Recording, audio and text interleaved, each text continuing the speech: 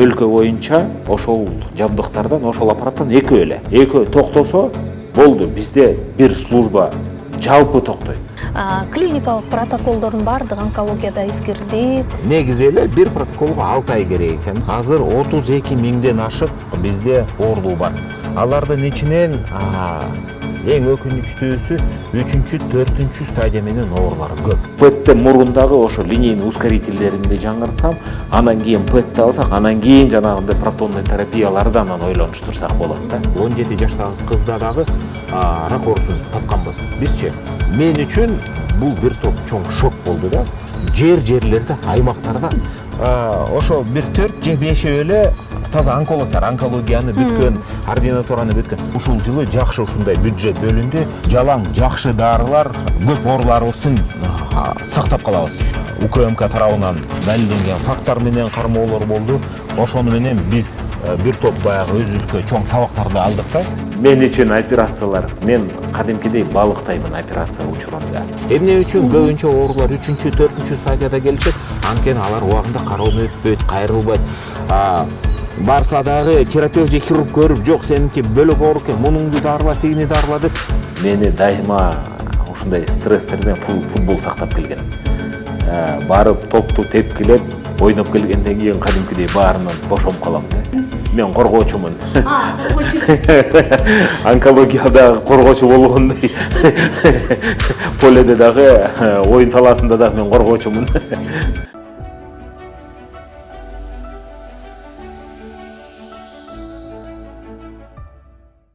Онкология бул жөн гана диагноз эмес. Ал коркуу, күтүү, үмүт. Дайыма ушундай сезимдер менен күнүгө бет келишип жаткан адам менен маектешкене турабыз. Ал улуттук онкология борборунун директору, медицина илиминин доктору Нурбек Букуев. Анда маекти угуңуздар. Нурбек мырза, мына сиз бул онкология борборуна келгендигиңизге 5 ай убакыт болуптур. Азыр мындай 3 бир өлчөнө турган жыйынтыкты атай аласызбы келишиңиз менен? Биринчи, экинчи, үчүнчү. Биринчи жетишкендиктердин бири бул биздин кадрдык өзгөрүүлөр болду. Жаңыланды, илимий жагынан дагы жаңыланды. Бир топ жакшы жардам берип жатат ошо илимий менен ошо илимий жактан жетекчиликти азыр өзүнүн колуна алган менен бир замым бар. Менин кол астымда иштейт. Жакшы иштерди жүргүзүп баштады, илимий иштерди. Бул бир. Экинчиден бизде жетишкендиктерден бири колубузда турган аппаратураларды кээркилери иштебей турган ошолорду ишке киргиздик. Айрыкча айтып кете турган нерсе ядердик медицина. Буга чейин биз кандайдыр бир тестирлөө, дарылоолорду өткөзгөнбүз. Эми болсо 16 айдын ичинде бекер биз оорулардын дарылануусу менен диагностикасын өткөзүп бере алабыз бекер. Ошол ядердик медицина бөлүмүнүн ичинде. Бул Кыргызстанда биринчи жолу иштеп атат, э?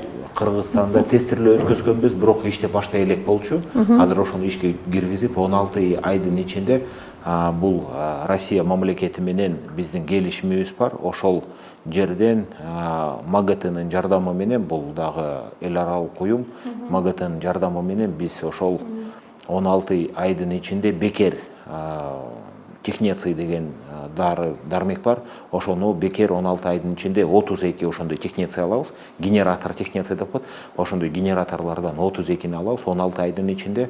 Ошолордун аркасынан биз ооруларга жанагындай шишиктер же болбосо метастаздарды аныктап бере алабыз да.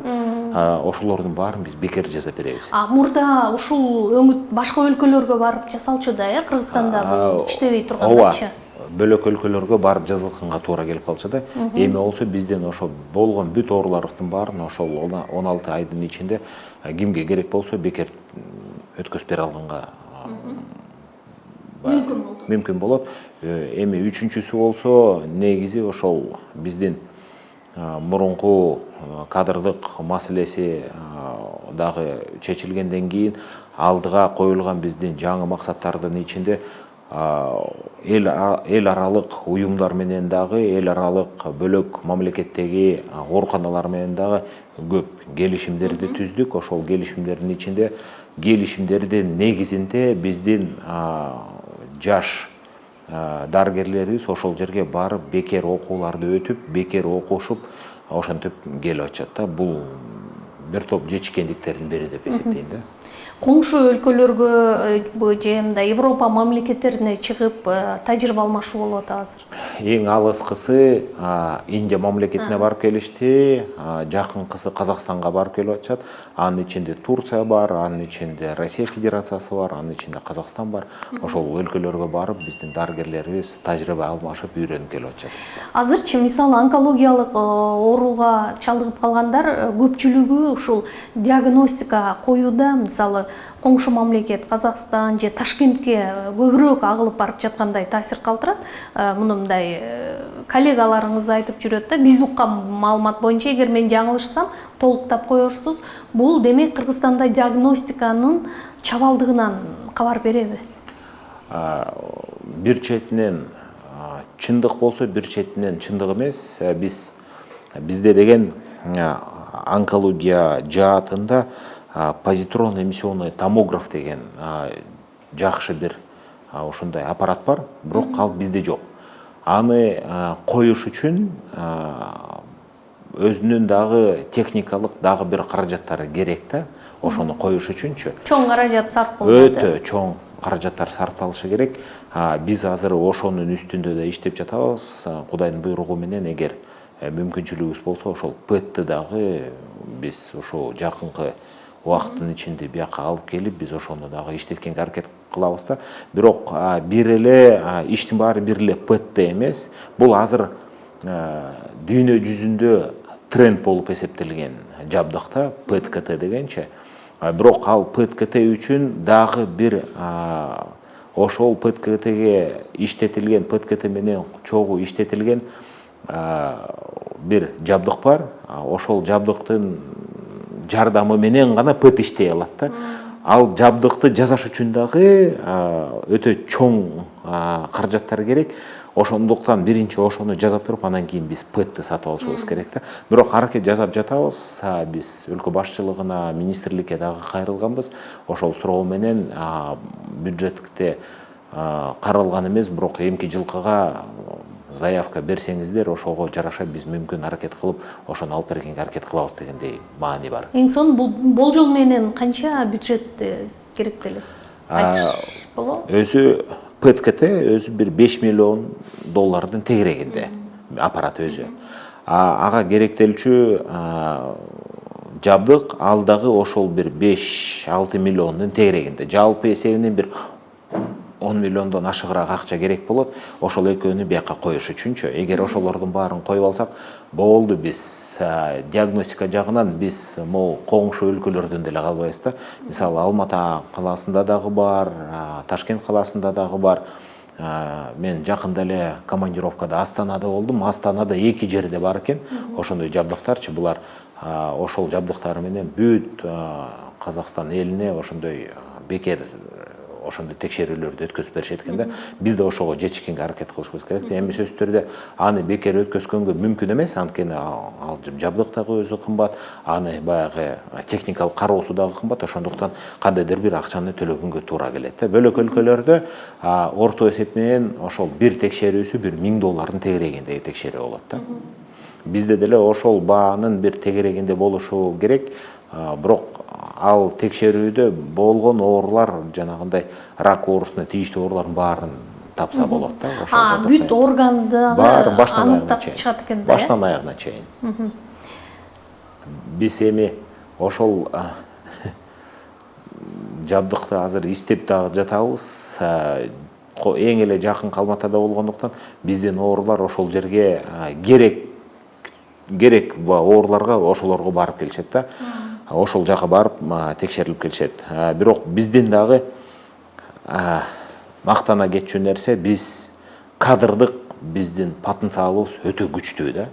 Бизде иштеген дарыгерлер, ошол эле диагностикада иштеген, ошол эле дарылап аткан дарыгерлердин бүт баары тең күчтүү врачтар. ошолор өзүнүн тажрыйбасын дагы колдонушуп, ошону дагы баягы жаш буунга беришип, мындай кадрдык маселеси биздин улуттук онкология борборунун ичинде бул бир топ мындай күчтүү нерседе, потенциалыбыз күчтүү. Бул эми аппаратура алынып калса, баягы эрте диагностика коюуга абдан сонун мүмкүнчүлүк болот экен да, туурабы? Эрте диагностика, эрте дарылоо, кийинки результаттарда баягы жыйынтыктарда ошондон да. Бул эми жабдуу боюнча, ал эми анализдер боюнча биздеги мындай лабораториялык иликтөөлөргө канчалык деңгээлде мындай ишеним артса болот да? Бул жагынан келгенде дагы башка өлкөлөргө жөнөтүп атпайсыздарбы? Биздин онкологиянын ичинде өзүбүздүн аппаратурабыз жетиштүү. Биз болгон ошо бизге тийиштүү анализдердин баарын жазганга мүмкүнчүлүгүбүз бар, баарын өзүбүздөн жасайбыз, бүт текшерүүлөрдүн баарын. Патоморфологиялык изилдөөлөр болот бизде. Бизде быйыл ошо бөлөк өлкөлөрдө айта кетчү нерсе бул акчага жазылган анализ болуп эсептелет. Иммуногистохимический анализ деп коет, ИГХ изилдөөлөрү бар. Бизде ооруларыбыз үчүн биз аны бекер жасап беребиз. Иммуногистохимиялык изилдөөлөрдүчү.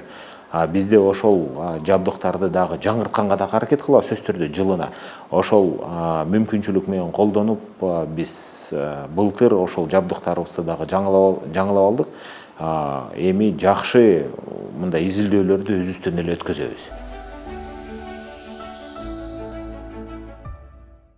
Нурбек мырза, айтыңызчы, мына сиз ушул онкология борборуна баягы жетекчилик кызматка мындай өтө оор, анан татаал учурда келдиңиз деп ойлойм.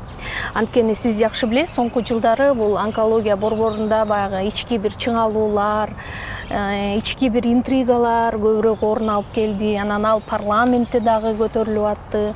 Ушундай учурда, мисалы, сиздин келишиңизге сизге эмне үчүн артыкчылык берилди деп эсептейсиз? Мен сиздер айткандай чын эле негизи эле медицина тармагында бир топ азыр оорчулуктар көп.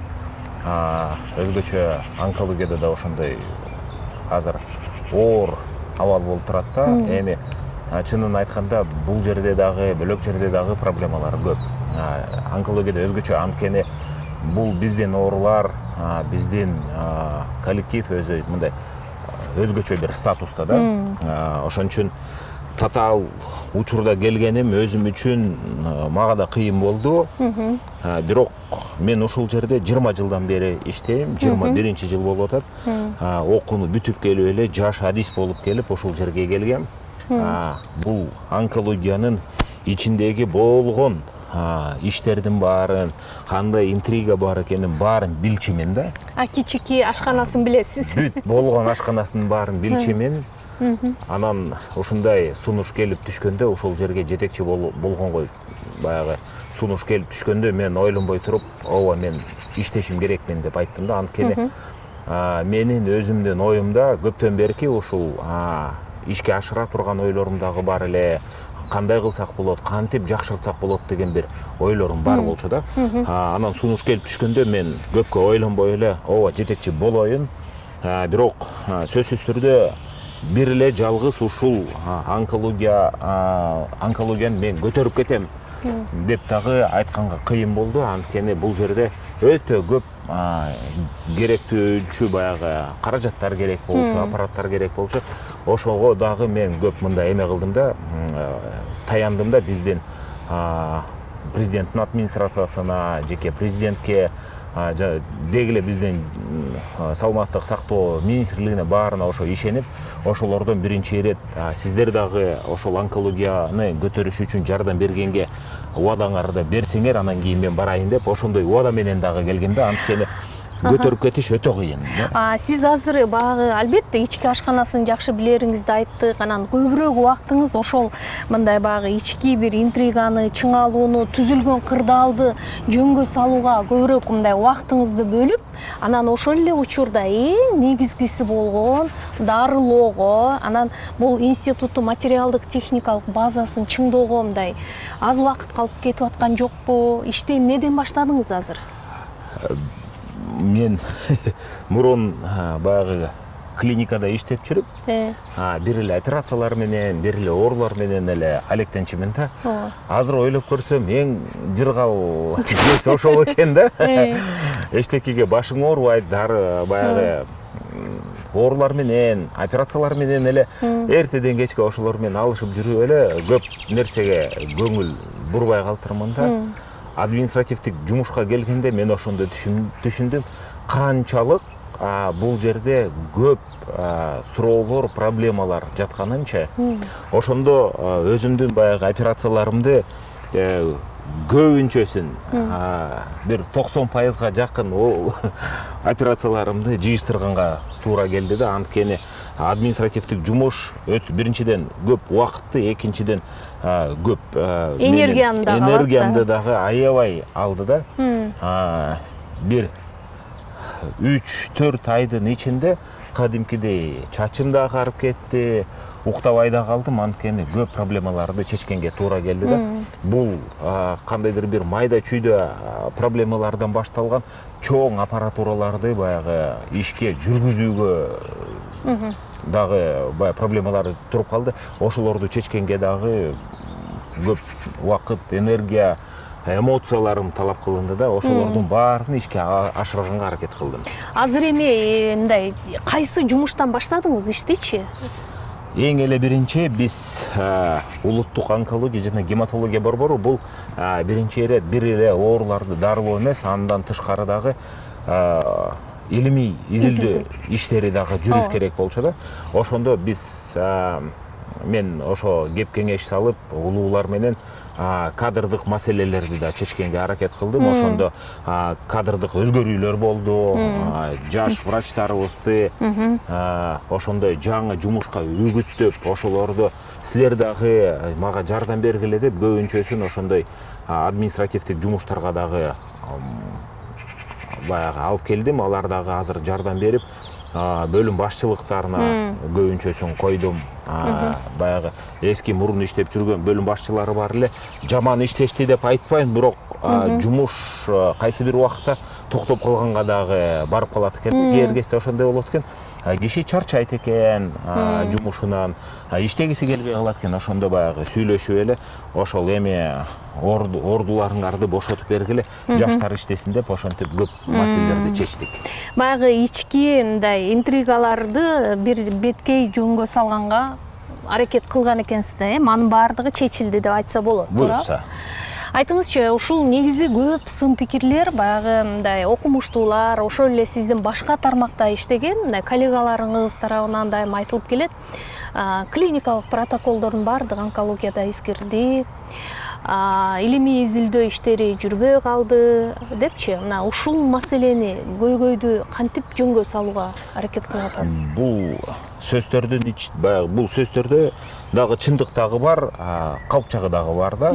Көбүнчөсү биздин клиникалык протоколдор жоктугун же бардыгын көбүнчөсү билбейт. Баягы абадан алып эле сүйлөп аткан сөздөрү көбүнчөсү. Мындай эл аралык стандартка жооп бербейт дегенде ойда? Ооба. Бизде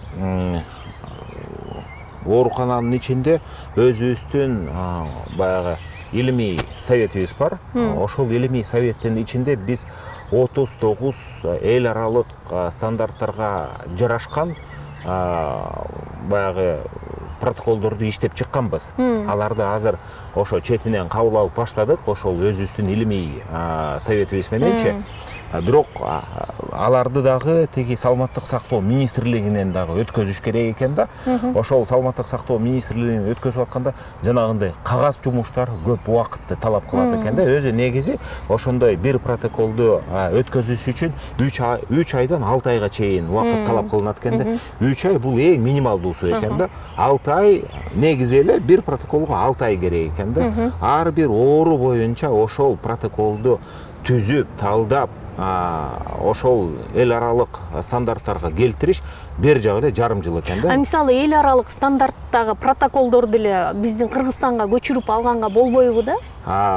Бул суроону дагы биз ошо талдадык да. Көбүнчө ал протоколдор Европа элдерине жазылган, бөлөк өлкөлөрдө жазылгандыктан бизге баары туура келе бербейт экен да, анткени алардын Организм окшош эле дейин да. биринчиден организм жок. Же башкачабы? Өзү негизи протоколдун ичинде биринчи оору поликлиникага кайрылгандан баштап улуттук онкология борборунун ичинде кандай дарыланыш керек ошого чейин жазылат да. Аларда ичине түзүлүшү бөлөк. Бизде биринчи баягы поликлиника бар, анан поликлиникадан кийин улуттук онкология борбору бар. Бизде жабдыктар бөлөк, аларда жабдыктар бөлөк, текшерүүлөр бөлөк. Бирок биз баягы убакыт өткөндө ошол эл аралык жабдыктарды алгандан кийин ошолорго анан протоколдорду ошолорго туураласак дагы болот да.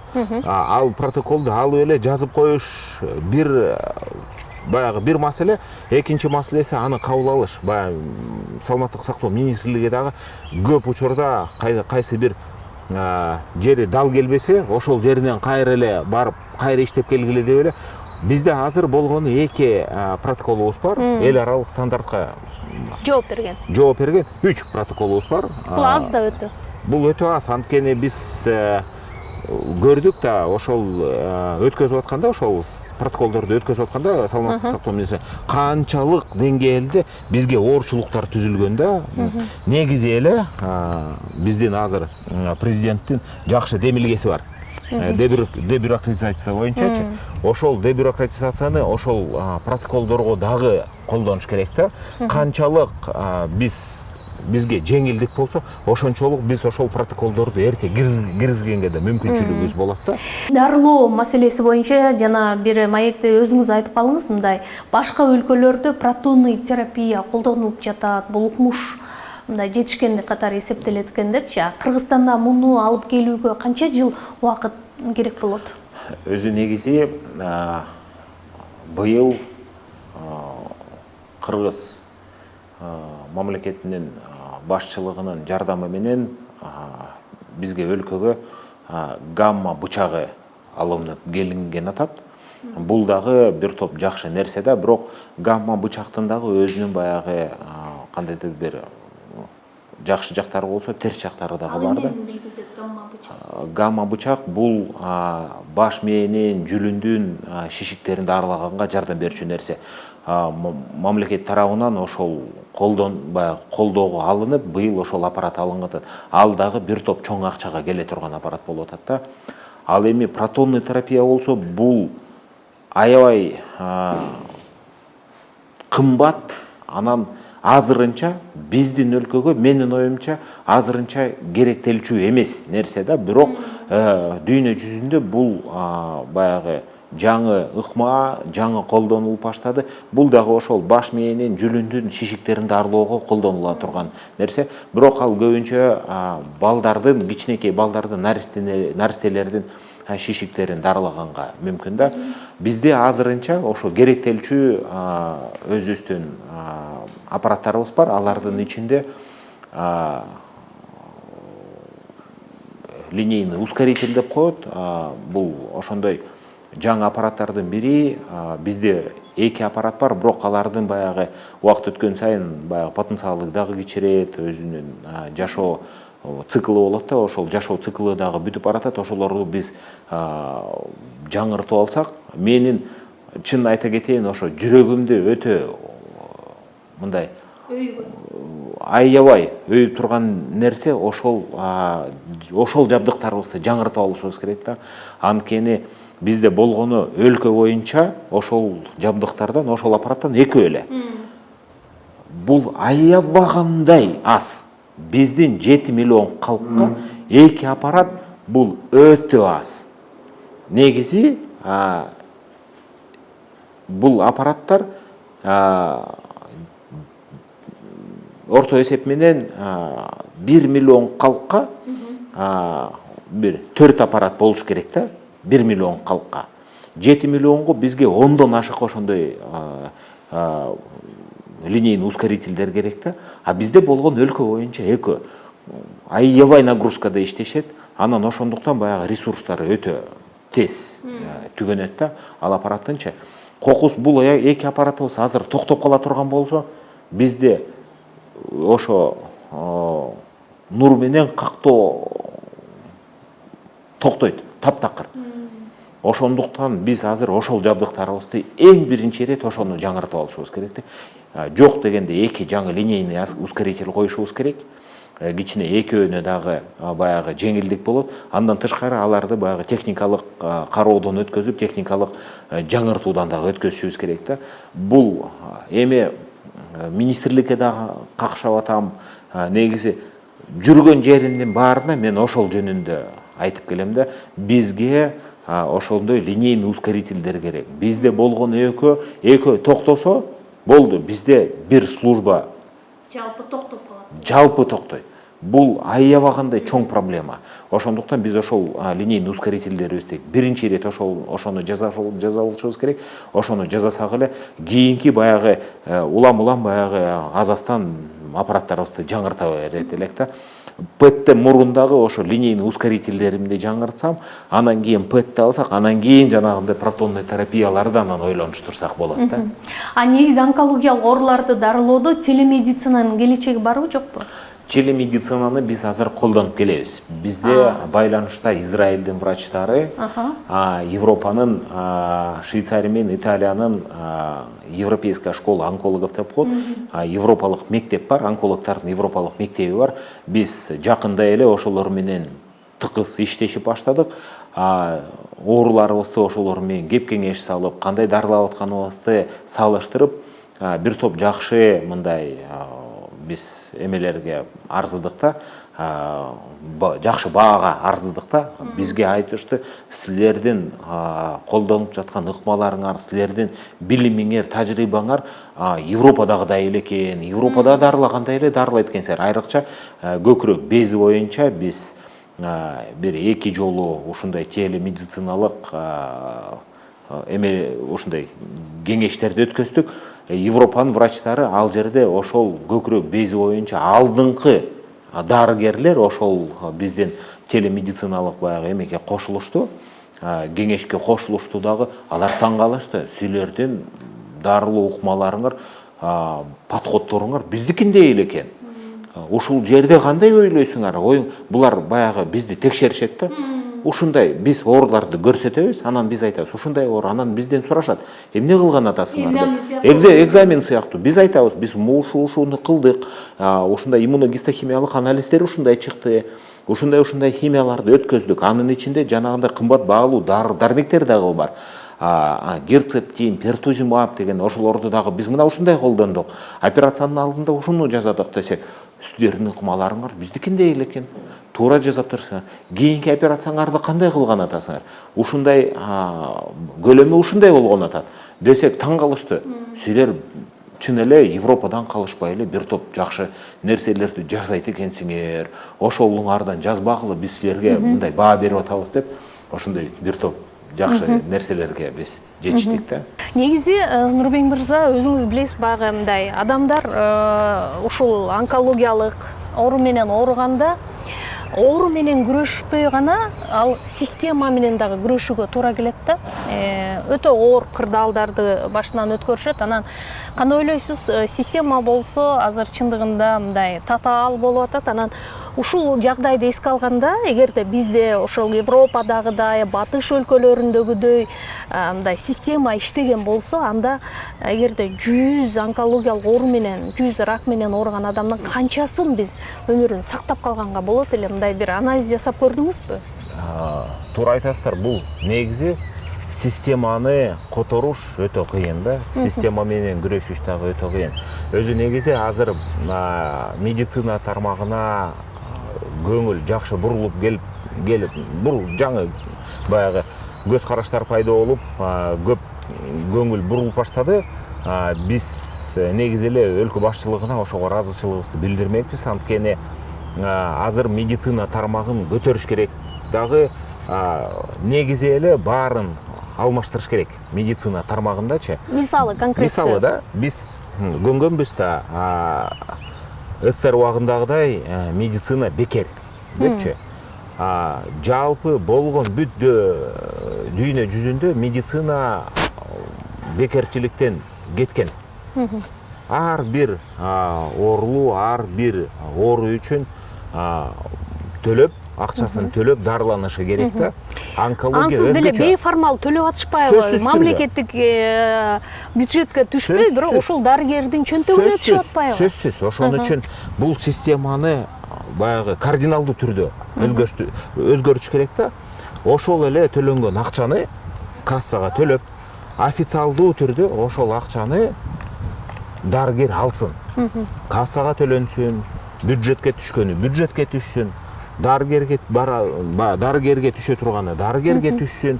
Ошону өзгөртүп, биз ошол платный медицинаны киргизишибиз керек да. Азыркы министрдин дагы көз карашы ошол. Бесплатной медицины не должно быть дегенче. Бул туура.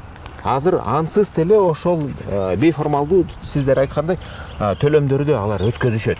Ошондуктан ошонун баарын, системанын баарын өзгөртүп, ошол төлөнө турган акчалардын баарын туура кассага төлөп, врачка түшө турганы врачка, медсестрага түшө турган медсестрага, тиги бюджетке түшө турган бюджетке түшүп, ошонун баары өзүнүн ордуна келет эле да. Анда так эле айтсаңыз, 100 оорулуунун канчасын бир жылда сактап калат элек?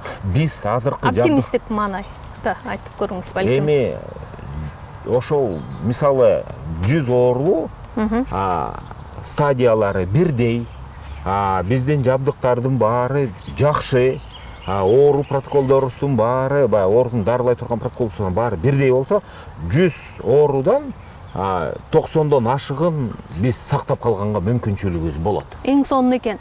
Бирок дагы бир жагдайда ошол эгерде дарыланууну биз акылуу кыла турган болсок, акы төлөнө турган болсо, анда ошону оорулар көтөрө алат беле? Анын үстүнө бул өзгөчө онкологиялык ооруларды дарылоо абдан кымбат болуп атпайбы?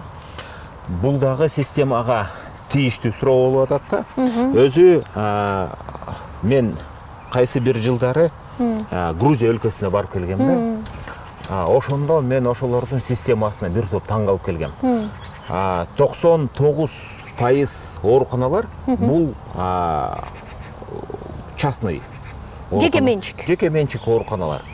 Кыргызстан деле ошого баратабызго, абдан көп ачылды. Өзү негизи ошол 99% жеке менчик болгондуктан бүт оорулардын баары, бирок алардын баягы социалдык өзүнүн төлөмдөрү бар экен да. Жеңилдиктер каралган. Ар бир оорулуунун өзүнө жараша, иштеген жумушуна жараша, тапкан акчасына жараша өзүнүн кандайдыр бир социалдык жеңилдиктери бар экен да.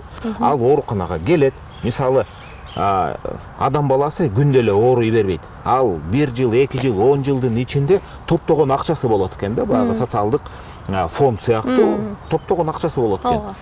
Ал ооруган маалда барып, ошол социалдык төлөмдөрдү ала алат экен. Барып, больницага кайрылат, акчасын санап берет, ал социалдык фондко айтат, социалдык фонддун акчасы которулуп келет. $5000 болобу, $10,000 кокус акчасы жетпесе, анда өзүнүн чөнтөгүнөн дагы кошот. Кокус акчасы жетсе, ошол эле бул жеке менчик клиникалардагы, оорулуу дагы бар өзүнүн баягы чоң плюстары бар да. Ошондой системага биз келтирсек, мисалы, бул бир топ биздин оорулар үчүн жакшы болмок да. Социалдык төлөмдөрү бар. Ошол кокус акчасы жетпесе, ошол өзүнүн чөнтөгүнөн дагы кандайдыр бир акчаны кошуп берет экен да. Грузия өлкөсү ошол жылдары оорулардын баары тең, эч кандайдыр мындай бир терс маанайлары баары жоголгон да, медицина тармагыначы. Баары ошону менен ыраазы болушчу да. Анткени алар жакшы медициналык кызматты жакшы жерден, каалаган жеринен ала алышат эле да. Демек, ушул система Кыргызстанга кириши керек деп эсептейт экенсиз да, Айтыңызчы, эми мына сиз келгенде эле дароо буга чейин мүмкүн билбейт болсоңуз керек, бирок Кыргызстанда азыркы учурда директор болуп келгенден кийин анализ жасап көрдүңүз да. Ушул онкологиялык оорулардын толук мындай реестри барбы? Бар болсо ал жаңыланып турабы? Так саны канча азырчы? Анын канча пайызы мисалы эркектер, канча пайызы аялдар, анан кайсы оорулар менен биз алдыга чыгып кеттик? Биз оорулардын саны азыр 32.000ден ашык бизде оорулуу бар. Жалпы каттоодо турган. Бул былтыркыдан аз көп? Былтыркыдан орто эсеп менен анча-мынча эле көп. Өзү негизи жыл этегинде биз санап келгенде 33 миңдин тегерегиндеги ооруларда 32.901 деме 33 миңдин тегерегинде. Жалпы санын санап келсек, жыл бою ошол цифралар өзгөрбөйт. Ошол эле бир калыпта турат да. Жылына биздин азыркы статистика менен жылына 6100, 6100дөн 6200гө чейинки бир оорулар катталат жылына, жаңы оорулар. Алардын ичинен эң өкүнүчтүүсү 3-4 стадия менен оорулар көп. Бул эмнени билдирет? Биз алдын ала убактысы менен текшерилбейбиз. Бул өтө өкүнүчтүү нерсе да. Анткени 3-4 стадияда оорулууну сактап калыш биринчиден көп каражат талап кылынат, экинчиден көп убакыт, үчүнчүдөн ошол оорусунан сакаябы деген чоң суроо болот да. Биринчи, экинчи стадиядагы ооруларды сактап калыш бир топ жеңил. Алардын кетирген каражаттары дагы, дарылануусу убактысы дагы бүт баары кыскартылат да. Ошондуктан 6000 кишинин ичинен бир 50 болбосо дагы бир 45% ушу 3-4 стадияда аныкталат дагы.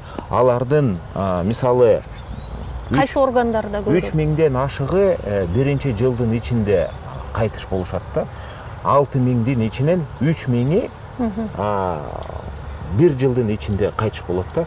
Бирок бул статистика бир эле Кыргызстанга таандык эмес, бул жалпы баягы дүйнө жүзүндөгү статистика да. Дүйнө жүзүндө жылына 600 миңге жакын, 600 миңден ашыгыраак оорулуу катталат. Ошолордун 342-345 миңи биринчи жылдын ичинде көз жумат да. Бул баягы жалпы дүйнөлүк статистика.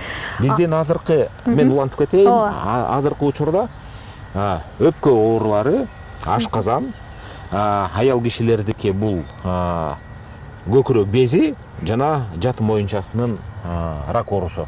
Ушул төртөө биринчи орундукта турат да.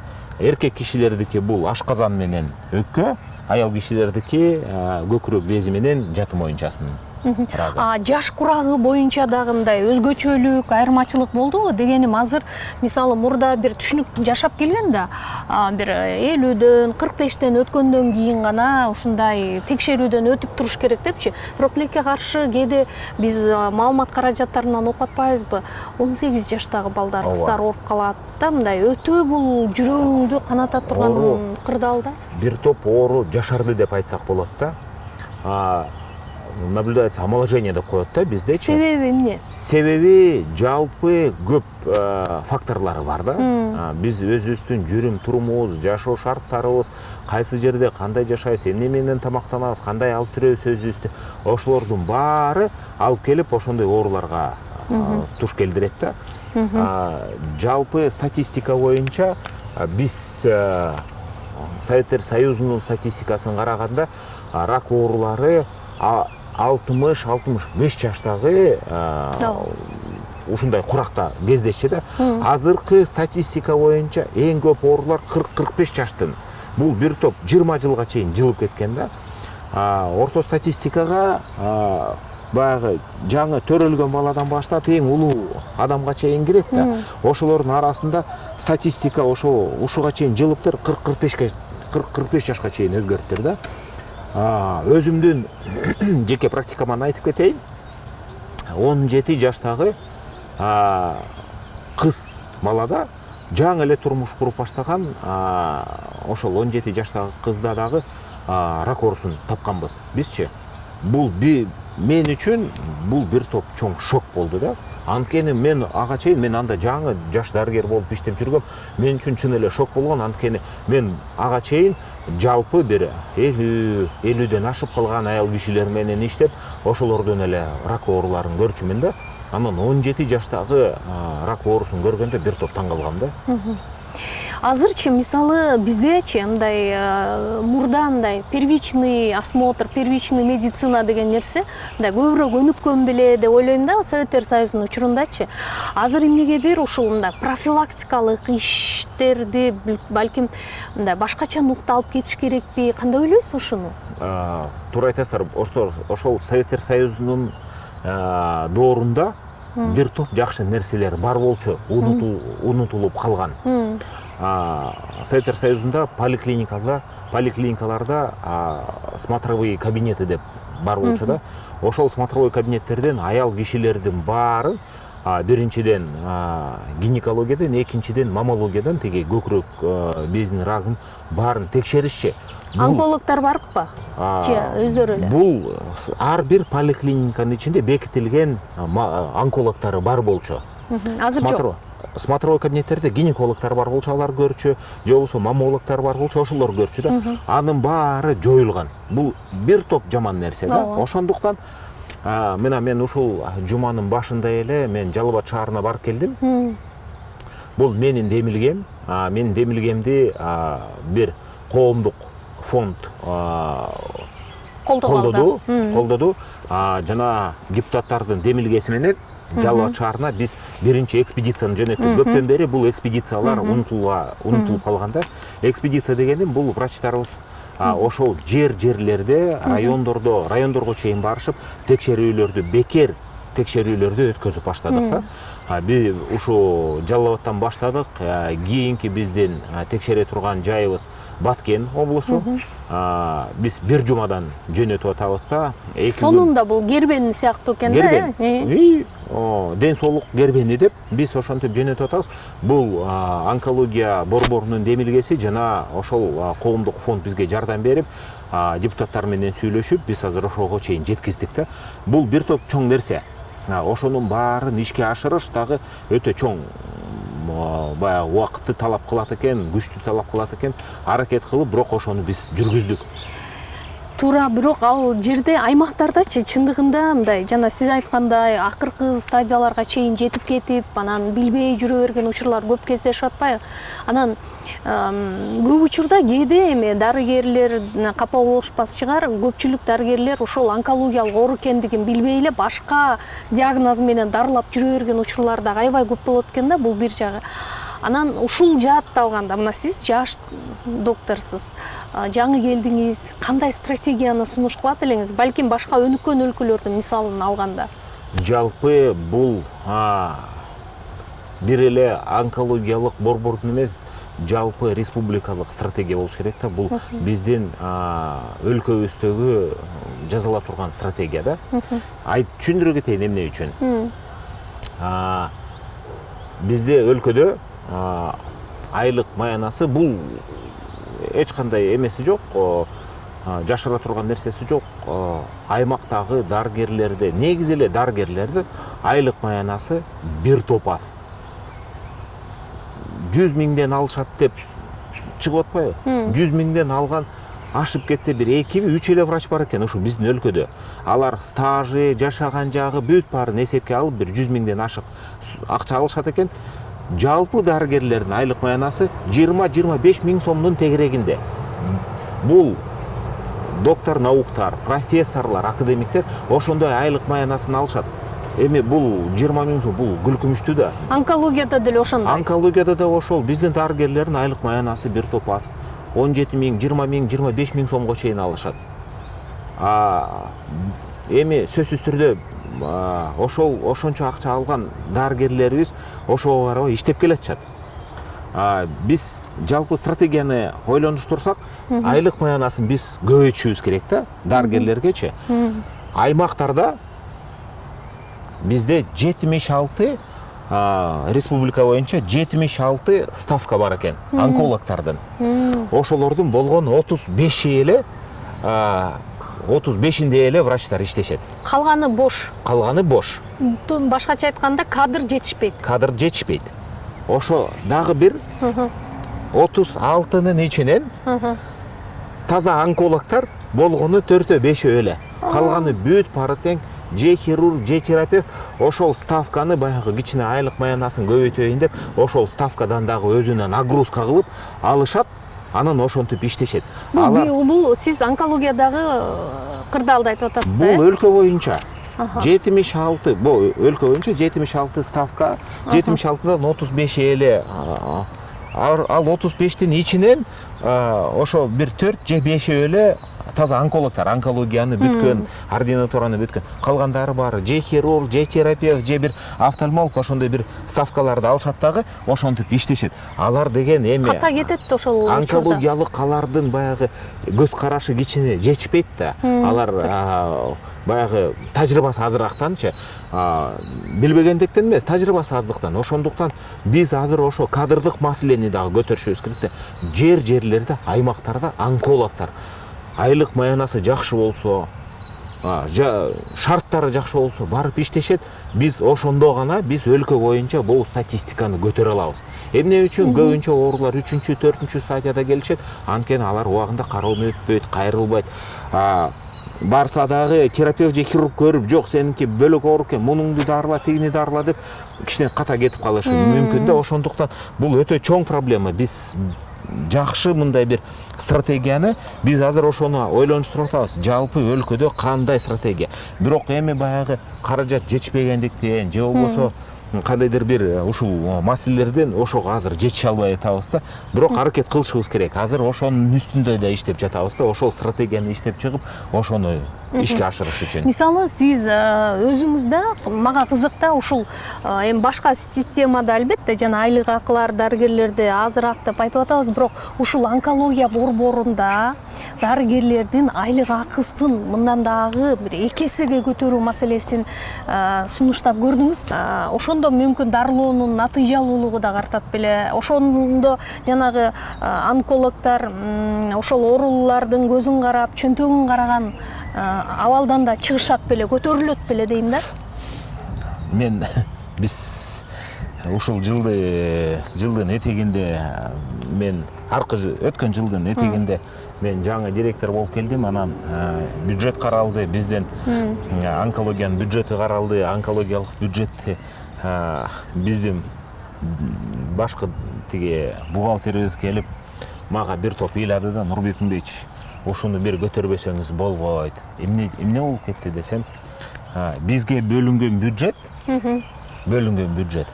биздин айлык маянабызга чейин жетпей калбады. Азыркы төлөнүп аткан кичинекей акча ошого бюджет жетпей калды. Жылдык бюджет канча бөлүнгөн? Жылдык бюджет 470 миллиондон тегерегиндеги акча бөлүндү. Ал 470 миллиондон биз анын ичинде бүт коммуналдык төлөмдөрүбүз бар, айлык маянабыз бар. Бүт ошонун ичине да 240 миллиондон ашык айлык маяна экен. Ошол 240 миллионго дагы жетпей калды да. Биз дагы 20 миллион дагы сурганга туура келди. Анткени биздин жылдын аягына чейин айлык маянабызды төлөгөнгө акча жетпей калып атат деп дагы сураганга туура келди да. Тилибиз барган жок. Анткени мына силерге бюджет ушуну менен иштегиле. Кантип жаптыңыз анан аягын? Ошол 20 миллионду дагы сурап, бөлдүрүп, министерствого чуркап атып, ошол 20 миллионду дагы бөлдүрдүк, дагы жок дегенде ошол айлык маянабызды жаптык да. Анан биз өзүбүздүн баягы төлөмдөрүбүз бар да, онкологиянын ичинде. Ошолорду да кичине алдыга жылдырганга антимонополиядан биз бир кагаздарды жазап, ошол кичине көтөргөнгө туура келди. Ошонун эсебинен дагы кандайдыр бир биз өзүбүздүн бюджеттеги каралбаган баягы расходторду ошол менен да жапканга туура келип атат да. Айтыңызчы, мисалы ошо дарыгер менен пациенттин ортосундагы мындай байланышты жакшыртуунун жолу жөнүндө ойлонуп көрдүңүзбү?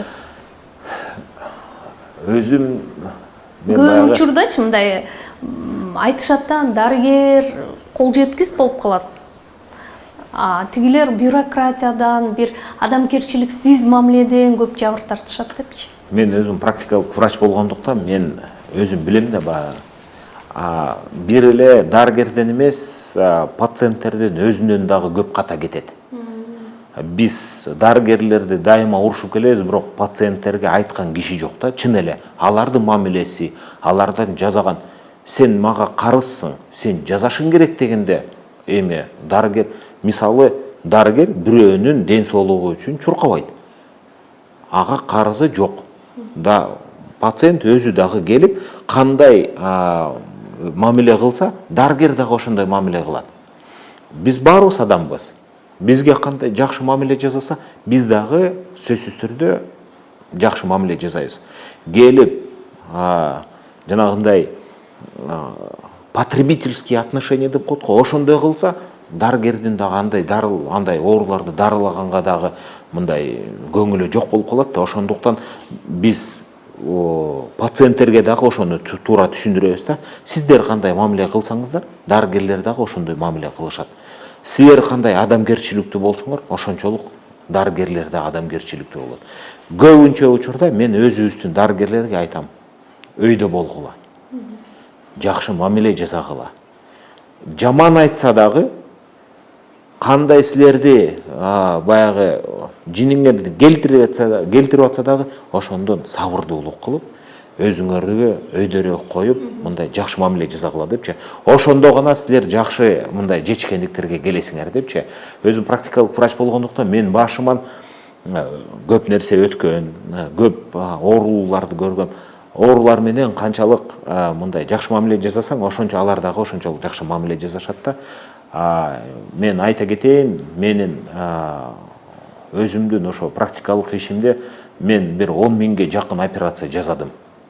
10 миң болбосо дагы бир 7 миңден ашык, 8 миңге жакын точно операция жасадым. Ушул 20 жылдын ичиндечи. Ошолордун бир 95% мен ойлойм мага ыраазы. Менин кылган мамилеме, менин жасаган операцияларыма баары ыраазы да. Эми сөзсүз түрдө дарыгер болгондуктан кандайдыр бир терс дагы бир түшүнбөстүктөр дагы пайда болушу мүмкүн. Бирок алардын баары мен ошолор баягы өөрчүтүү ийбей чечкенге аракет жасайм да. Мен дарыгерлериме дагы ошентип айтам. Айрыкча жаш дарыгерлерге ошентип айтам. Мамилеңерди оңдогула, жакшы мамиле жасагыла, көңүлүңөрдү көтөрүп, өзүңөр үйдөн келатканда кандай психологиялык, мындай моралдык маанай менен келсеңер, ошондойду уланышыңар керек. Үйдөн жакшы маанай менен чыккыла, жакшы иш жасагыла. Ошондо өзүңөргө деле мындай жасаган ишиңерге дагы мындай кандайдыр бир рахат аласыңар депчи. Мисалы, ошо дарыгерлик практикаңызда иштеп атып анандай сиздин көз карашыңызды түп тамырынан бери өзгөртүп жиберген окуялар, учурлар болдубу? Эстей аласызбы ошондой? Онкологиялык ооруканада иштегениме 20 жыл болгондуктан кандайдыр бир деле андай оюмду өзгөртүү ийген деле мындай окуялар болгон эмес. Бирок ошо мен айтып кеткендей 17 жаштагы биз ошо кызда рак оорусун тапканда мен ушунчалык ичимен кейигем, өөрчүп кеткен рак оорусу да. Ушунчалык кейигем, ушундай жаш кезинде ушундай жаман ооруга чалыгып кыйналып атканына көрүп ушундай эме болгомда ичимен катуу переживать эткем да. Бирок андай дейин десең, балдар рагы дагы болот да. Ал жерде иштеген дарыгерлерибиз дагы бир топ жүрөгү чоң дарыгерлер экен. Ошолорду баарын ошондой кичинекей балдарды дарылашып, ошолор менен иштешкендер. Алар дайым мындай стрессте жүрөт го дейм.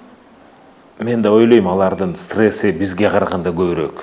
Азыр мындай бизди көргөн, уккан эл кызыгат да, бул маселе өтө актуалдуу. Мисалы, онкология борборунда мындай акы төлөп кызмат көрсөтүү системасы барбы? Болбосо ал кандай негизде, кандай тартипте иштейт? Анткени бардык операциялар көп учурда акы алынат. Же ал акы ошол дарыгердин чөнтөгүнө кетеби?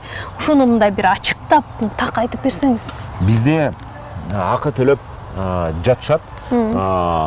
ОМС фонду мененчи, медициналык камсыздандыруу фонду боюнча. Ал эми өтө чоң эмес да. 12 миң сом төлөшөт. 12 миң сом төлөшөт. Ошол 12 миң сомдун ичинде бүт ошол болгон расходтордун баары камтылган деп айтышат да. Бирок бул 12 миң сом бир топ эле биз үчүн өтө аз болгон акча. Ошондуктан ал жагындагы биз азыр караштырып атабыз, аракет кылып атабыз. Ошол акчаны өзгөрткөнгө дагычы, анткени бул акча өтө эле аз. Ошол акчабызды көтөрсөк, айлык маянабызды дагы көтөргөнгө мүмкүн жолдор пайда болот. Кандайдыр бир бөлөк баягы төлөмдөрүбүздү жасаганга дагы мүмкүн пайда болот эле да, баягы жолдоручу. Ошондуктан азыр аракет жасап атабыз. Ошол сүйлөшүп, кийинки жылдары ошону караштырып бөлөкчө бир төлөмдөрдү жасагангачы. Бирок бир четинен бул бир гана онкологиянын проблемасы эмес да. Бул деген жалпы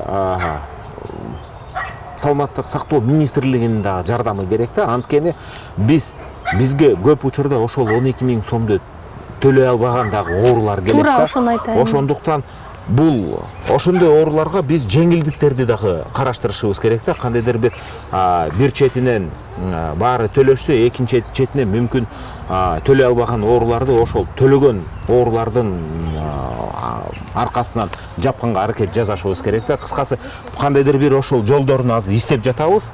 Ошол биринин бири менен жапканга, акчасын көтөргөнгө, бөлөк ооруларыбыз дагы көбүнчөсү мындай деп келет да. Мен андан көрө дарыланбай эле үйгө барып жатып эле, андан көрө өлүп калганым жакшы. Анткени мен дарыланып баштасам, анын баары бир топ акча болот. Андан көрө ошол акчаны мен көмгөнүм эле колдон коюшса жакшы депчи. Бирок бул туура эмес көз караш. Азыркы учурда бизге бюджеттен жанагындай жакшы дары-дармектерге жакшы акча бөлүндү. Быйыл бул мактана кетчү нерсе, биздин оорулардын көбүнчөсүнүн кымбат баалуу дарылардын керектигин жаап беребиз. Баарын болбосо дагы бир 60%-ын жаап беребиз. Анткени бизге ушул жылы жакшы ушундай бюджет бөлүндү. Дары-дармектерге биз ошого жакшы заявкаларды жазадык. Ал заявкалардын ичинде жалаң жакшы дарылар, өзүнүн сапаты боюнча дагы, өзүнүн таасири боюнча дагы жакшы дарылар. Ошолор менен аз биз мындай көп ооруларыбыздын сактап калабыз. Ал дарылар буга чейинки онкологиядагы абалдагыдай сатылып кетип же коррупциялык ыкмалар менен мындай ичара бөлүнүп кетүү процесси болуп кетпейби? Бул көзөмөлдүктү кантип жоопкерчиликти мойнуңузга ала аласызбы? Бул бир топ чоң нерсе болду ошол жылдын ортосунда. Бул онкология аябай эле көп жапты да, туурабы? Ооба, ушул элдин баары эле билет, бизде коррупциялык иштер болуп кеттир. Анда мен жетекчиликке жаңы эле келгем. Ошол маалда биздин ошол онкологиянын ичинде ушундай УКМК тарабынан кармоолор болду, далилденген факттар менен кармоолор болду. Ошону менен биз бир топ баягы өзүбүзгө чоң сабактарды алдык да. Жаңы бөлүм башчысы дайындалды. Ошол бөлүм башчысынын мойнуна болгон ошол эмелердин баарын, жоопкерчиликтин баарын мойнуна, биринчиден анын мойнуна, экинчиден өзүмдүн мойнума илдим дагы. Биз ошол каражаттарды кандай баягы электрондук форматка келтиргенге аракет жасап жатабыз азыр. Министрлик тарабынан дагы бизге биз жардам сурап жатабыз.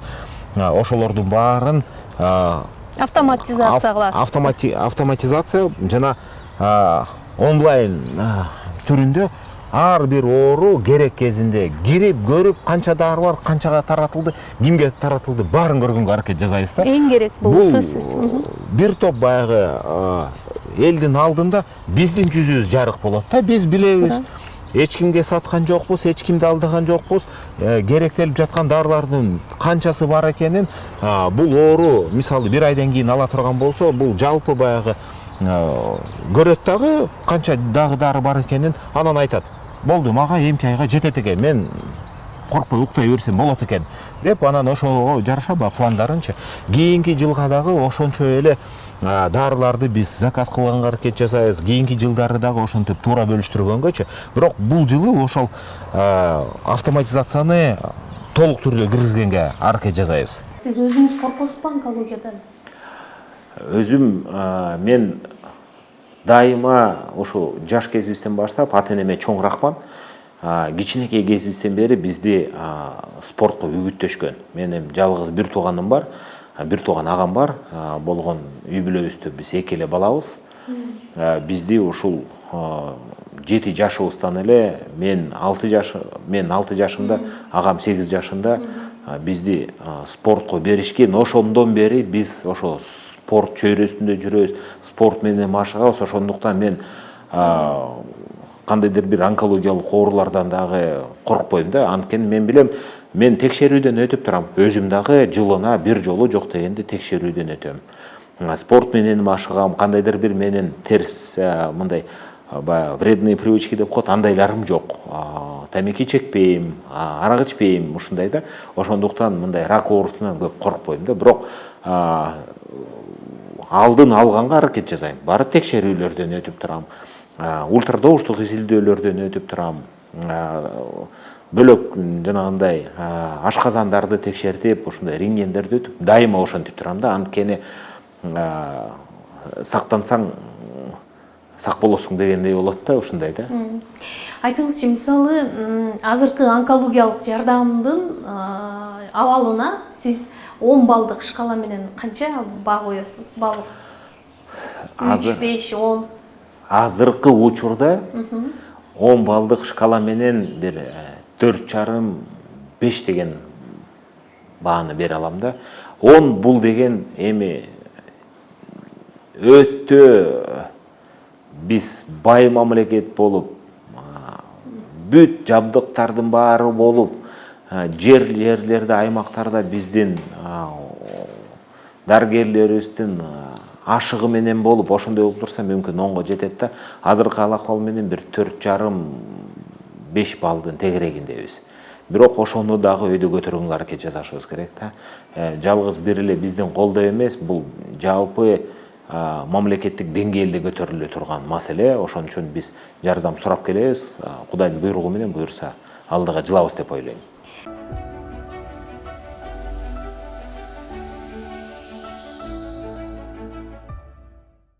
Сизге соңунда мындай блиц суроолорду даярдаганбыз. Аларга да кыска жооп берсеңиз.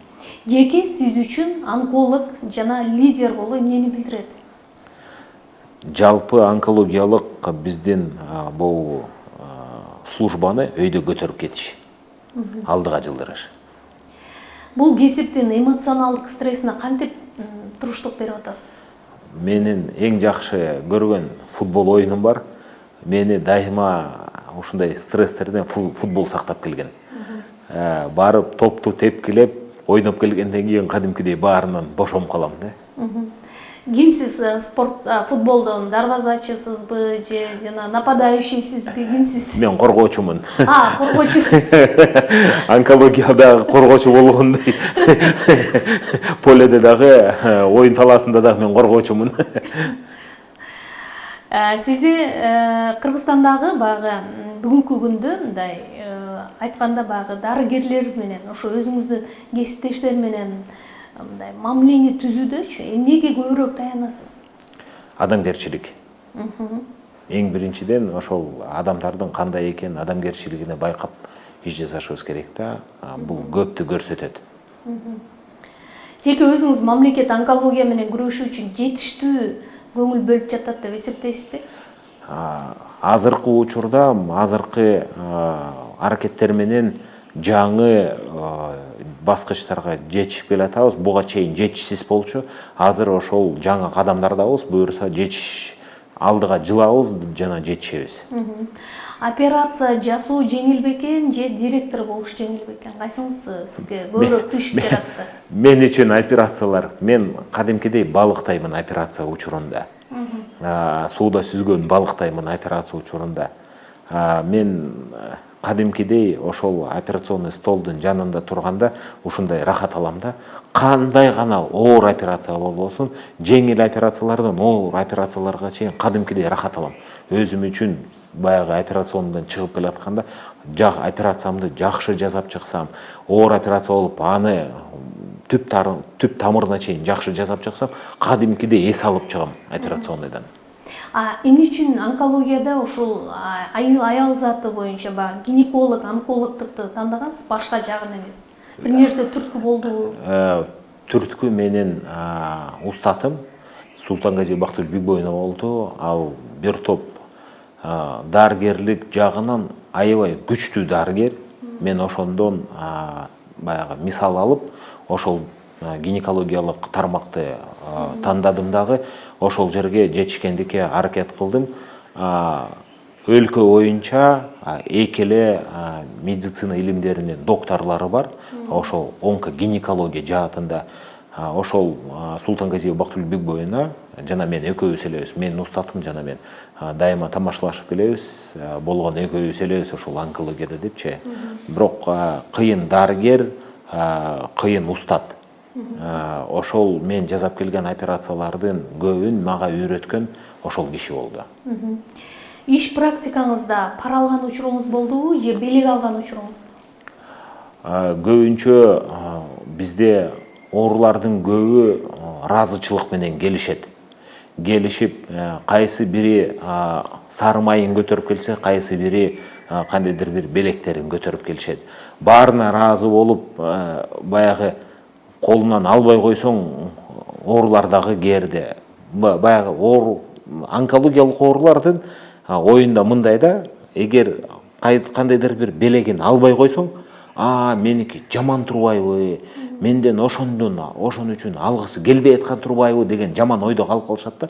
Ошондуктан мисалы жалбаттан бизге көп жанагындай орех алып келип берет, грецкий орехтерди, ошолор алып келип берет. Бал бирөө, токтогулдан бирөө бал алып келип берет, сары май алып келип беришет. Нарындан ошо апалар келишет. Ай балам, ушуну жеп койчу депчи. Камсыз болуп болот экенсиз. Үйдө сары май дайыма бар. Ушундай бир бал дайыма бар. Мен тамашалап келем. Балды сатып албаганыбызга канча убакыт болуп калды деп тамашаласам эле келинчегим күлө берет. Бир топ болуп калды чын эле депчи. Бирок жакшы баягы көңүл менен алып келген нерсени эми алып коюш жаман эмес деп ойлойм да. Алардын дагы көңүлү калбайт. Алардын баягы кандайдыр бир моралдык өзүнүн баягы эмеси дагы жакшы болуп калат да, сезимдери дагычы. Ошондуктан эми сөзсүз түрдө кес-кесте болуп калат. Онкологиядагы дарыгерлердин айлык акысы өтө аз. Сиздин айлыгыңыз өзүңүзгө жетеби? Жетишпейт. Ошондуктан мен дагы бөлөк иштер менен алектенем. Сыр болбосо? Сыр бол. Башка бизнес? Азыр бизде мурун ошондой дарыгерлик кылчумун, жеке менчик клиникаларда иштечимин, операцияларды жасачымын. Азыр бөгөт коюп койгондуктан андай жеке менчик клиникаларга барганга шартым жок. Бирок кес-кесте ушундай баягы острый ситуациялар болуп калат. Кровотечениялар мисалы жакында эле ошо биздин жакынкы бир ооруканада, мамлекеттик ооруканада ушундай ситуация болуп калды. Аябай чоң кан жоготууга учурашыптыр. Бирок операцияны бүтүрө албай атышыптыр. Анан чалып суранып калышты. Сиз келип көрүп бере аласызбы депчи. Мен өзүмдүн дарыгерим менен бардык. Алар 5 сааттан бери жасай алып аткан операцияны биз 45 мүнөттүн ичинде жасап, биз ойноп күлүп чыгып кетсек, алар таң калып эле калды да. Ушундай дагы болобу? Биз мына 5 саат болду, биз операцияны жасай албай, бүтүрө албай, ушунчалык кыйналып атканбыз. Анын арасында табарсыкты дагы тийип кетиптир, ичегини тийип кеттир. Алар табарсыкка өзүнчө бир дарыгер, ичегиге бөлөк бир дарыгер чакырышыптыр. Алар келгенче биз өзүбүздүн операцияны жасадык, табарсыкты оңдодук, ичегини оңдодук, баарын оңдоп чыгып кетип баратсак таң калышты да. Ушунча биз билгенбиз онкологдор кыйын экен, бирок мынчалык кыйын экен биз билген эмес. Силерге любой операция жасай турасыңар, ичеги болсо ичеги, табарсык болсо табарсык, баарын жасап кете берет экенсиңер. Силерден үйрөнүш керек экен чын эле депчи. Андан тышкары менин ошо сүйүктүү футболум бар. Футболдо дагы калыстык кылам. Ал жерден дагы ошол анча-мынча каражаттарды ошол жерден дагы табам да. Ошентип эми баягы көп болбосо дагы жетет. Сиз качандыр бир учурда мындай жардам бере албай калган учур болдубу? Ошол абалда сиз өзүңүздү кандай сездиңиз? Балким ал жабдуулардан, балким ал кеч кайрылгандан. Ар бир оорулууга биз көңүл менен карап жардам бере албасак чын эле кайгырып калабыз. Ичибизден дагы бул оорулуунун дагы аз эле убактысы калган экен депчи, бул биз көрөбүз да. Кээ кезде оорулар өзлөрү да ошого күнөөлүү, убактысы менен келишпейт, убактысы менен дарыланышпайт. Бизде кээ жерде ушундай болот да. Калыпка барып жүрө берген. Бул эң чоң жаман проблема да. Келишет, угушат, жаман оору экенин билишет дагы. Анан кийин табыптарга, анан кайсы бир жерлерге барып дарыланып, аябай күчөтүп туруп, таптакыр жатып калганда келишет да. Мен бир практикамдан айта кетейин. Бир аял киши ушундай оору менен келип кайрылып түшүп, анан бизден кетет. Бир табукка барып, ошол жасап берген жана чөп дарылар менен дарыланып жүрүп, организм ушунчалык ууланган, баспай калган. Сопсонун жүргөн аял киши баспай калганга чейин алып келишип, туугандары алып келген. Носилка менен көтөрүп келген. Мен көрүп алып, эмне үчүн баспай калдыңыз десем, билбей калдык. Ал акыбалы аябай жаткыздык. Бир 15 күнгө жакын жалаң ошол ууну чыгарыш үчүн дары менен дарыладык. Ошондо дагы мына өзүнө келди, бирок бутунун алы келген жок. Ошону менен биз дарыладык, операциясын жасадык. Ошону менен көтөрүп кетишти, буту ошону менен баскан жок, ошончолук ууланып бүтүптүр. Бирок өзү оорусун таптакыр айыктырып бердик. Ошондой дагы учур болгон да. Сонунан айыгып кетсе, сону. Ооба, биз айыктырып, убактысы менен ошондо жасасак андан жакшы болмок да. Өз буту менен басып, бирок туугандары ошо колу менен көтөрүп кетишти. Өзү ал акыбалы жакшы, бир гана бутунун алы такыр келбей койду да. Анткени ошол уулар нервтердин баарын өлтүрүп, такыр баспай калганга чейин жеткизип коюштур да. Ийгилик каалайм сизге. Чоң рахмат. Буюрса, ушул бизде Кыргызстандан ар бир адам өзүнө ден соолугуна кайдыгер карабай, өз убагында дарыгерге барып, жанагыдай алдын ала текшерүүдөн өтүшсүн. Онкология Кыргызстандын өзү мындай дүйнөлүк деңгээлге өнүгүшүн ушунчалык Буюрса. каалайбыз. Кудайдын буйругу менен биз дагы ошого тилектешпиз. Биз дагы ошол дүйнөлүк деңгээлге жеткизип, биз өзүбүздөн кайрылып келген жарандарыбыздын баарын айыктырганга аракет кылсак, ошол жакшы болмок. Бул бир гана биздин онкологиянын колунан келе бербес иш.